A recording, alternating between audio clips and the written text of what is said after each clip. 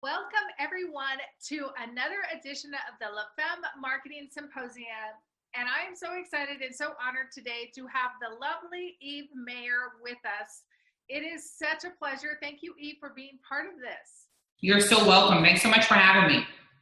You are welcome. And Eve's favorite color is orange, as you can probably tell by her background. I love looking at people and getting to know them a little bit and their colors and all that fun stuff. So we're really excited to have you here.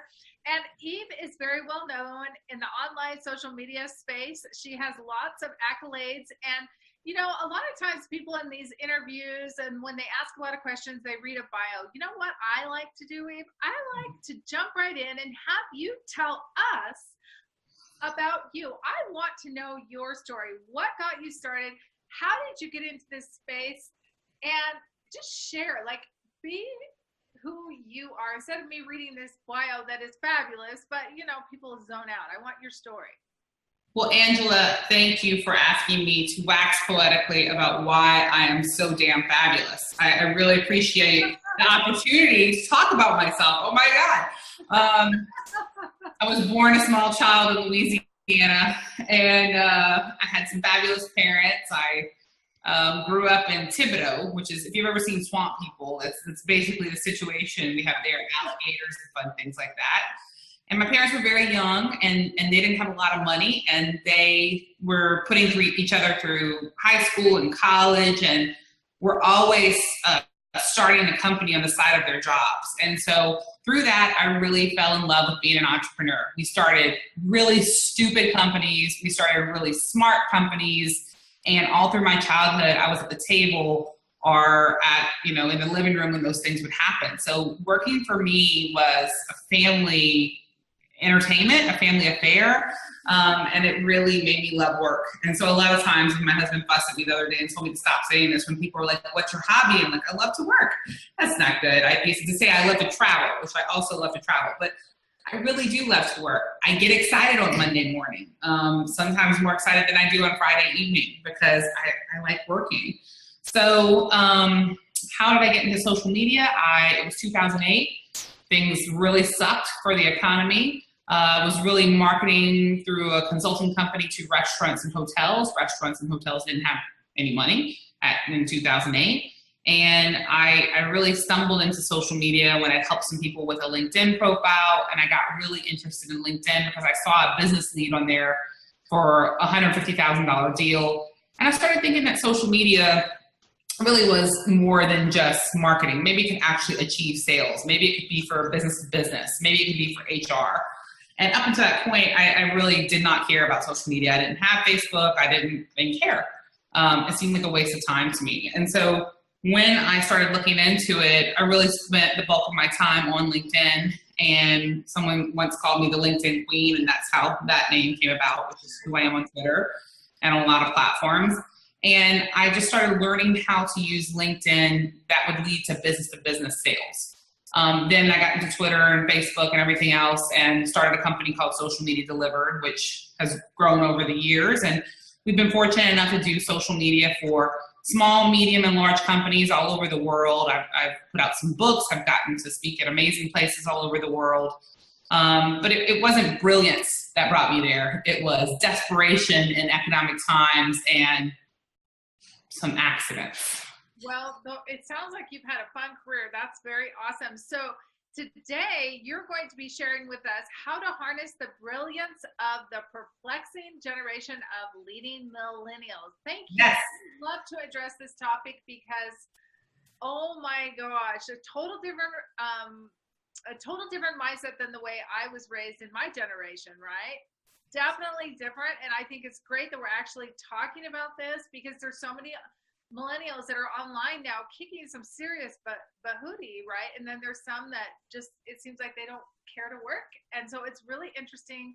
I think it's a great topic to dive into. So I have some questions for you if that's all right. Yeah, bring it on. I'm actually writing a book about this. So I'm really interested in it. And I feel like a lot of the speakers I've heard talk about millennials were generalists or people who had done studies. I've been managing millennials for 15 years.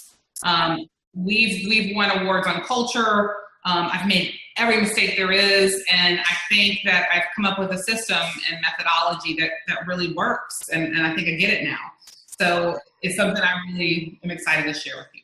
Well, you know what? I want to know, because I have 3 teenage boys, and my God, maybe I'll learn some amazing stuff just in my own personal life, how to parent them, because sometimes I want to take my hair and go like this. You know, okay, how old are these teenage boys?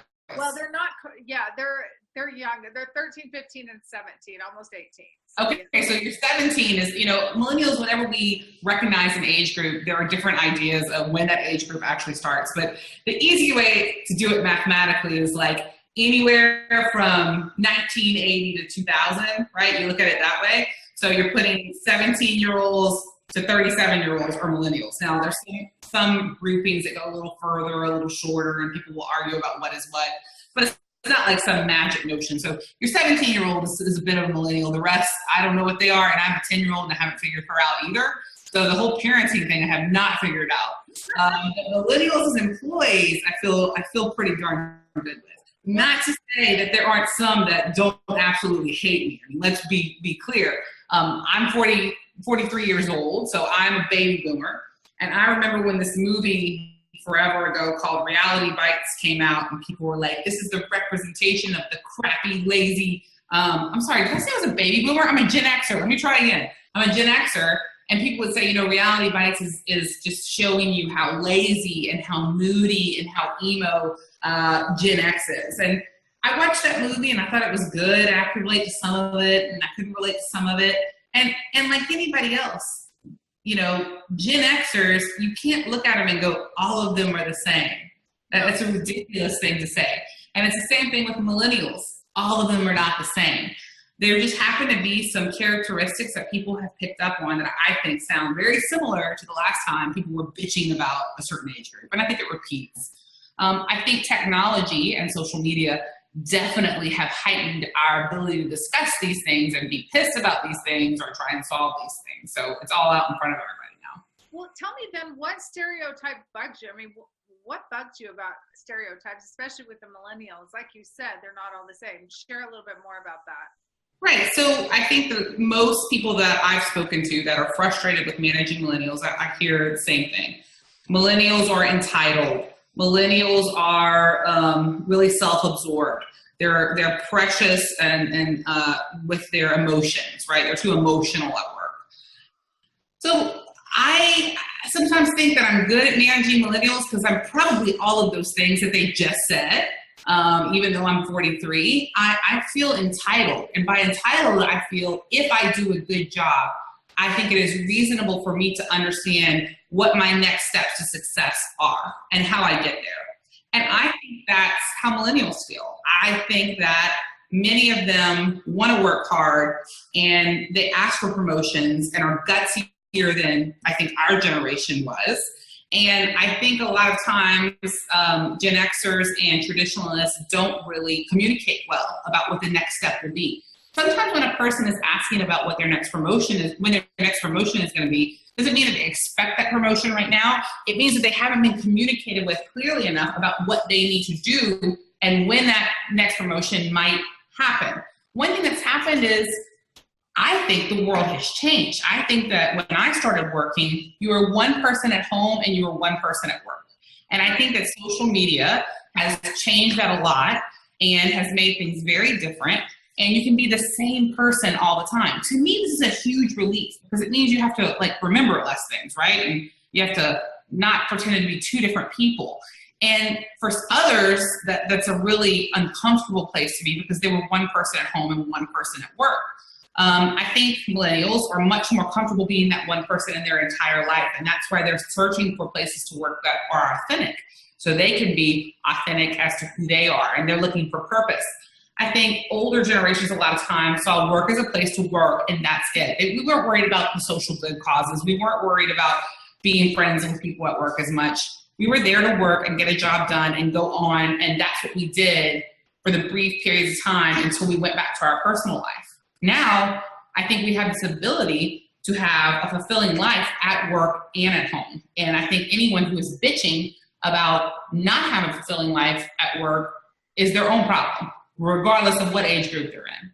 I'm a firm believer that it's up to you to build your own happiness at home and at work. There's no difference there. And so if there is a millennial or any age group upset about their job, then that's their own problem for not fixing it. Well, and I think that's really true. And one of the things that being an online in marketing and sales, because I do something similar, but a little different than you do. I find that I teach I coach a lot of coaches is what I do. And one of the things that I have found is I tell them, go hire someone that's younger that knows social media, because a little older, they don't understand social media like the younger generation that grew up with it. I'm like, find someone and hire them.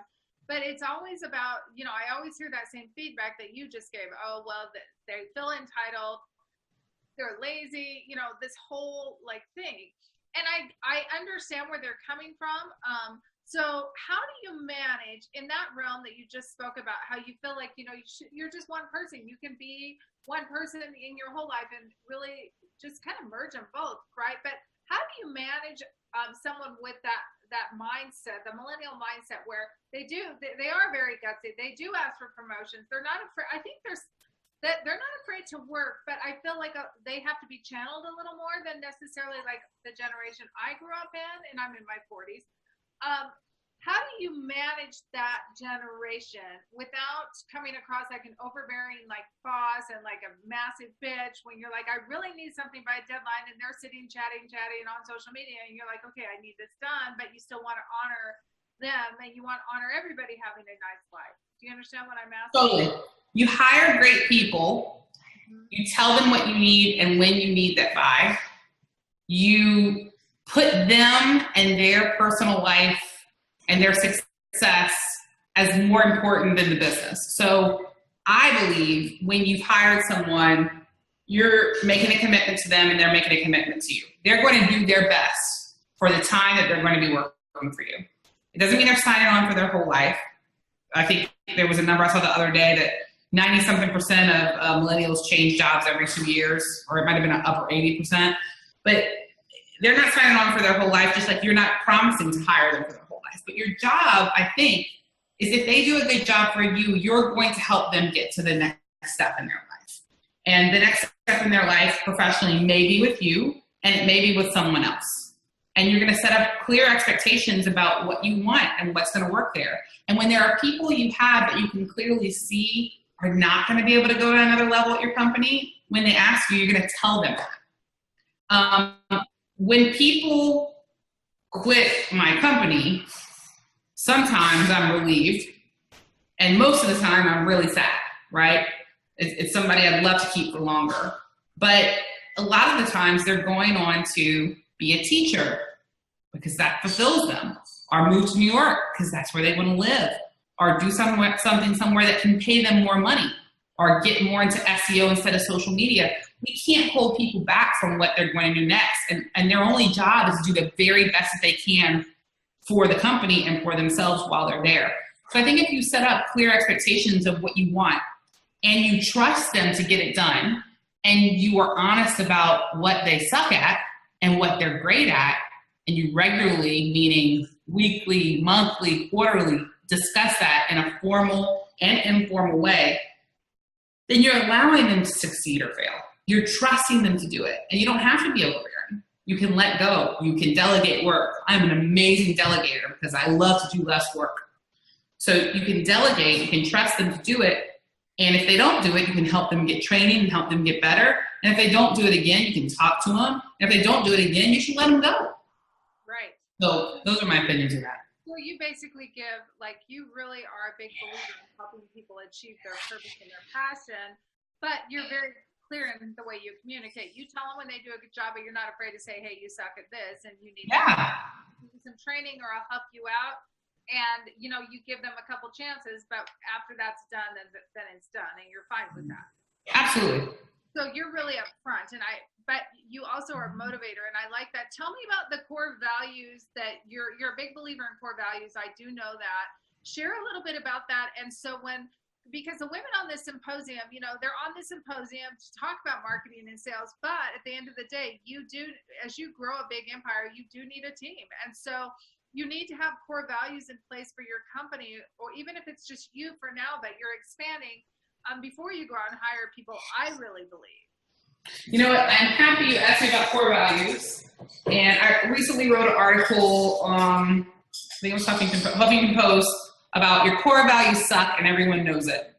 And so most of the time, companies develop core values that come from the top only, do not achieve buy-in or input from all levels of the organization, are described in an incredibly boring way, are shoved down people's throat, are too long, are too numerous, and it's a problem. So in my opinion, you have to have people participate in the development of your core values.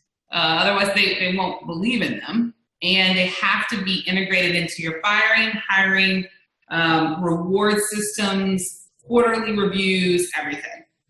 They also at any time should be in a view of your office. So when you ask me that question, it's very easy for me to grab one off the table and say, here's one of our core values. It's up to me. Take initiative and make it happen in a revolutionary way. So you can see there's a graphic symbol of what this core value is, an explanation, and there's also a hand gesture for each of our core values, which is really fun for drinking games, right? So our other core value is make life funner. And we know funner is not a word. We get it because we're writers. But we have a pie fight every year, an actual pie fight. We have a 24-hour Christmas party.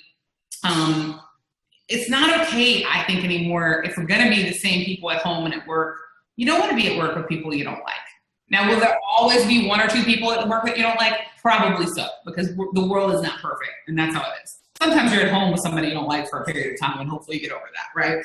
But making life funner is about enjoying your life and recognizing that you're at work a lot, and if you're not enjoying it, I don't think you're in the right place. So we also have wonderfully imperfect, which is represented by a three-legged unicorn, and that is a promise to each other and to our clients that we will absolutely mess up. We are going to make a mistake. We promise it to our clients.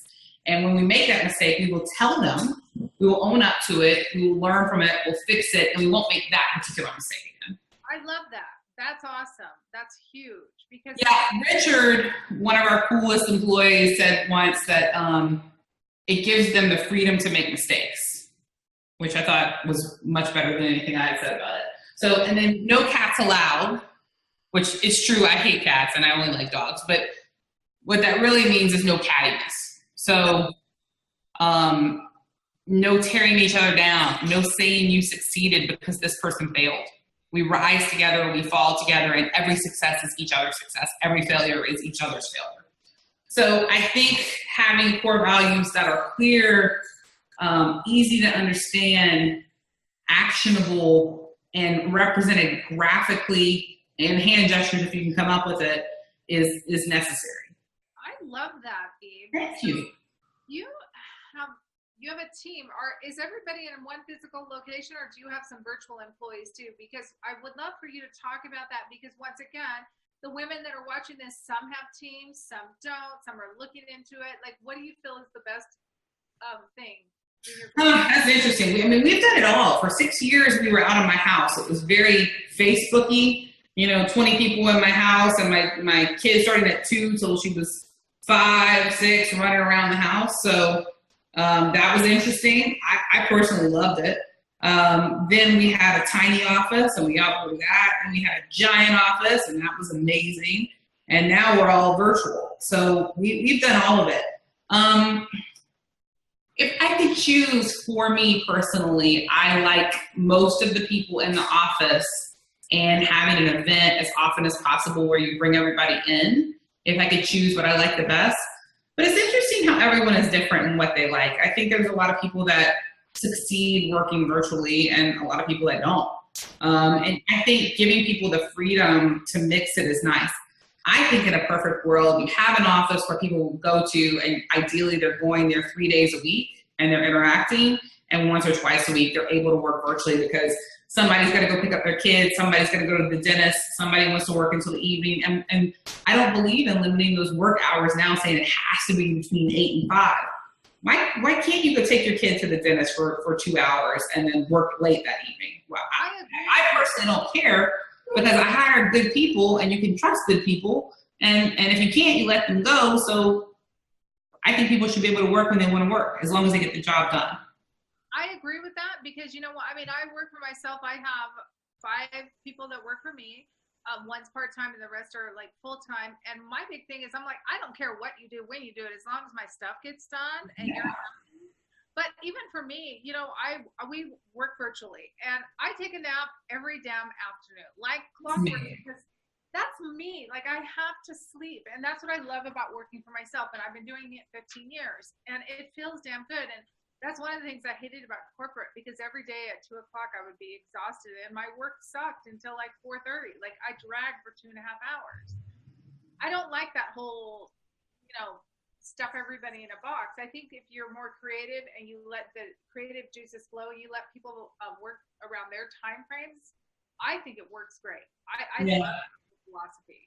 I love that you take a nap every day. That's amazing. Oh, your skin looks so good. Can I tell you something, Eve? Tell me. I literally got off a call at 1:15. So I'm Pacific time. I got off a call at 1:15 and I knew that I was going to be chatting with you at 2 my time. So I went and crawled in my bed from 1:15 to 1:45. Fabulous.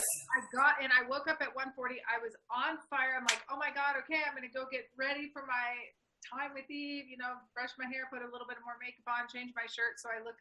No, exactly. And the great thing about virtual is we look good on top, but no one knows if we even have pants on. No, they don't. Or bunny slippers. No, you're right. I love it. And so that is what's so great. And I really appreciate the compliment about my skin. I've tried some new makeup techniques and they're working wonderfully. That's awesome. I was trying to find lipstick before this, but it didn't work out. So I just gave up. I like it so much. I don't know where it is. It might be in the car. Well, you know. Tell us, I think you're writing a new book, aren't you? Yeah, the book on managing millennials. Yes. Yeah. So tell us when that's coming out and just give us a few highlights on that because I know your time is valuable and I don't want to keep you too long, but I would love that. Then I have one more question before we wrap up. Angela, I don't know when the damn book is coming out. If I were taking less naps and writing more, I feel like the book would come out earlier. I personally am not getting into this virtual work lifestyle very well. I miss an office and I think I'm going to be solving that pretty soon. I should be writing this book more quickly, but I'm going to say it's going to come out early 2018 would be my guess. Well, I'm looking forward to that book. So I have one other question for you. Yes. And I think this is really important. So I always like to give the ladies that are watching like one thing that they could take away from our conversation today and go implement in their business. So my question is, for the women here that are looking to start hiring a virtual team or, you know, have an office and hire some employees or maybe change their whole focus on how they manage people. Is there one thing that you think that they could take away today and implement in their business today or tomorrow to like jumpstart that whole process? Yeah, I think if you don't have core values, you should develop them. I think it should be no more than 4. And then I actually learned this from one of my mentors, Mark Winters, who implements the EOS system and is amazing. And we kind of took this and used it. But you basically take your core values and put them on the left side of a piece of paper. And you meet a person and you ask interview questions, or you review a person and you ask questions that fit in with your core values. So for example, let's take the core value, it's up to me. And let's say I am talking about my employee, Elizabeth, who is our senior creative director and is amazing.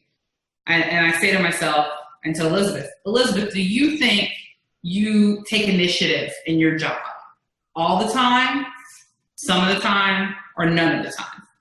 And then we both think about it. And on a piece of paper, without looking at each other's paper, we write a plus for all of the time, a negative for none of the time, and a plus minus for some of the time, right? So we do this when we hire people. We do this quarterly when we review people. We do this when we think about firing people. And you're going to set yourself a limit of how many negatives you will allow, right? So what we decided was we would allow no negatives. So when somebody has to be all of them, and we would allow up to two plus minuses, right? So now we know what kind of person we're looking for, because just so you meet a fabulous person does not mean that they're fabulous for your company. Just a little like marriage, right? Sometimes you meet a fabulous guy that maybe he's not fabulous for you, right? So then you send him to your friend. But you really have to look at it and make sure that they're a fit, and you have to set your own standards because everybody's looking for something different. And so that's what I would do.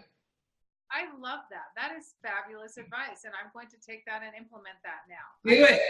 That's great because, yes, definitely. I definitely need to do that. So, well, thank you so much. Now, ladies, for those of you who are still listening, Eve has an amazing free gift, and you can download it below. So we're really excited for you to take advantage of that today. And I just remembered what the free gift is, Angela. Oh, what is your free gift, honey? So I'm going to give them a copy. All they have to pay is shipping for the Get It Girl Guide. Now, Get It Girl Guide is my book. I should probably grab it. And it's a book about online dating. It's a little racy, but it also contains a chapter on the fearless alter ego. And the fearless alter ego is the persona you make for yourself when you're trying to do something that you're terrified about. So for me, after 12 years of my first marriage, I was terrified about online dating. I used the fearless alter ego to create a whole other persona until I got brave enough to recognize that I could do this. But it's not just for online dating. It's for running your first marathon, or opening your first company, or standing up to your mother-in-law, or making popovers for the first time. It doesn't matter what it is. Whatever you're trying to achieve that is really freaking you out, I think this book is the answer to helping you do that. Also, it's really racy and fun, so I think you'll enjoy that as well.